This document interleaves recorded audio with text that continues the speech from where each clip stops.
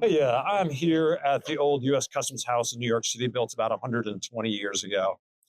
The emphasis on tariffs recently has riled a lot of armchair economists and pros alike. Will tariffs be targeted or blankets? Are they a negotiating tactic, or a revenue generator, or a protectionist measure, or something else? We got a little glimpse into a couple possible uses, with the most recent being the almost unimaginable threat of a 100% tariff on the BRICS countries if they don't continue to use the US dollar and trade. But right now, I want to focus on one that's a little more digestible, and that is Trump's proposal of a 25% tariff on imports from Canada, Mexico, and China as a lever to get them to take more responsibility in limiting migration and drugs in the US. They have about 2 months to take satisfactory action on this before the election, or else. But it'll take time for them to create the systems to make it happen. And if they don't or can't, it will be catastrophic for all four countries. Canada will have oil, Mexico will have cars, and China will have electronics piling up at their borders. And we won't have those electronics, cars, or gas to drive them. Or, yep, inflation. So let's take a step back and look at the history of tariffs.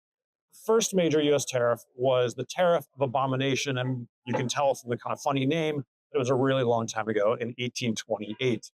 Then there was a period of relatively high tariffs lasting from the Civil War until just before World War I, which made sense. We were an agrarian and artisan society then, and Henry Ford hadn't yet perfected the assembly line, sparking the cheap labor global arbitrage.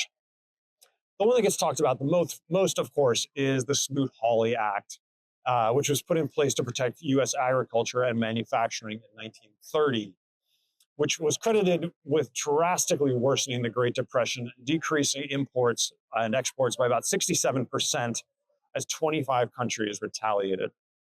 The disastrous Smoot-Hawley Act was repealed by Roosevelt shortly after taking office with the Reciprocal Trade Agreement Act of 1934, which gave the president the power to negotiate trade agreements with other countries, and is how Trump may be able to work quickly without congressional approval on tariffs now. In the 4 years between Smoot-Hawley's installment and repeal, the market was almost cut in half, while the 2 years following, the market rebounded about 42%. Then, on the heels of World War II in 1947, the General Agreement on Tariffs and Trade, or GATT, was signed into law, which was the precursor to the World Trade Organization. The idea was that countries that rely on each other for trade are less likely to go to war.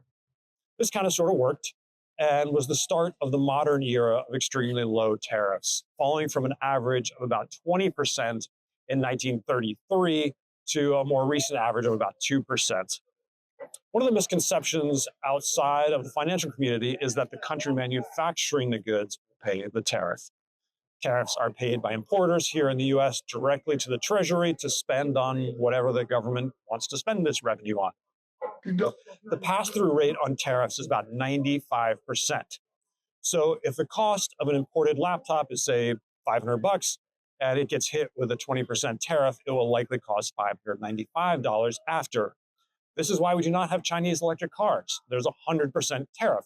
No importer wants to pay the tariff, and no consumer wants to buy a cheap EV at twice the price. Some of the countries that are being targeted for tariffs are not naive and have already bought factories in other countries that are less likely to be impacted. We've gotten used to cheap stuff. The old buy it nice or buy it twice mentality is pretty much gone. If we want our stuff made here in the US, it's going to cost more. The average hourly manufacturing wage here in the US is $25 an hour, while in China it's about $6 an hour, and in India it's $1 to $2. If we look back on the past as any indicator, and that is a really big if, tariffs could be the thing that bring this ripping market to an end. We don't know how Trump will actually use tariffs, how other nations will react to them, and the ultimate impact on prices. But it's worth taking a moment to look back on how they've played out in the past and make sure you're ready if markets react similarly this time. Thanks very much. Take care.